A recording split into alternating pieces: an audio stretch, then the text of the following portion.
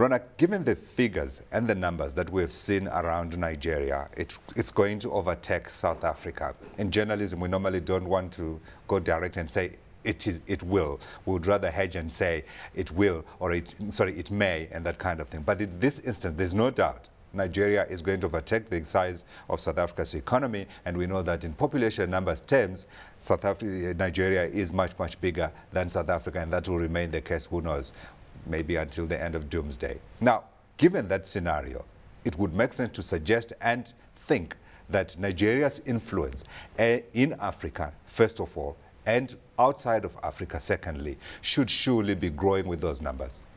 That's absolutely correct, Godfrey. I think the rising global influence of Nigeria is evident for everyone to see. We've had a credible election in April, and the trends in the economy are positive. We've also got a rebasing that's likely to take place early next year, which could grow the economy's base substantially, from 247 billion to approximately 397 billion, where it could rival.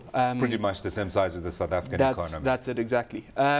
So what we're seeing is that all the foundations for Nigeria to exert itself on the global stage are there. The economy is growing robustly. We're seeing positive democratic trends, and we're seeing a much more visible and active foreign policy as opposed to the Yaradua administration, where the president was largely an absentee president due to his fragile health. Sure. Now under the Jonathan administration, what you're seeing is a much more hands-on approach, a much more pragmatic approach, where Nigeria's voice is being heard in matters of global significance.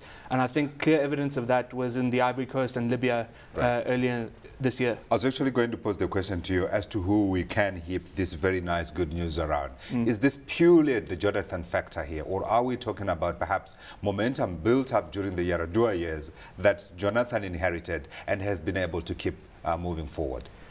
I think a lot of credit has to go to President Jonathan. Nigeria was essentially in a state of limbo in the Yaradua era. There was a lot of political jockeying, there was a lot of uncertainty, and now that we've had credible elections and we've got a stable government, the administration can kick on and achieve its foreign policy objectives. Yeah. Now, the foreign policy is underpinned essentially by two factors, and that is economic diplomacy and the protection of human rights and democratic values. Sure. And I think the intervention in the Ivory Coast and in Libya, where you saw the government acting to protect human rights against regimes where the governments in power were accused of atrocities against their own civilians, enhanced Nigeria's stature in international relations quite significantly. Yeah, but one would imagine as they go forward with South Africa for quite a while, there's going to be that friction between who should be the speaker on behalf of Africa.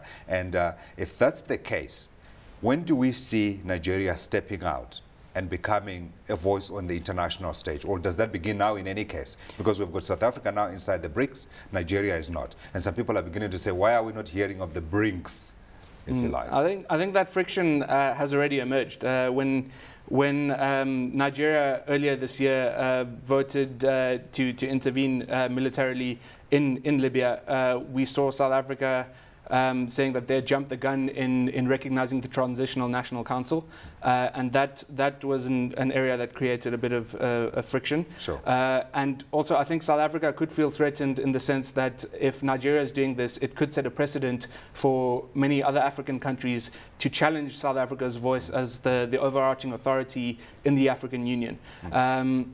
But I mean, the economic prospects for Nigeria speak for themselves. Robust economic growth in excess of 7%. South Africa is growing at just under 4%. So the idea of an emerging giant, which will soon become the premier economy in the continent, is not a difficult one to sell. Yeah. Is it possible? Is it difficult to think that there would be an advantage in Nigeria leading Africa as compared to South Africa?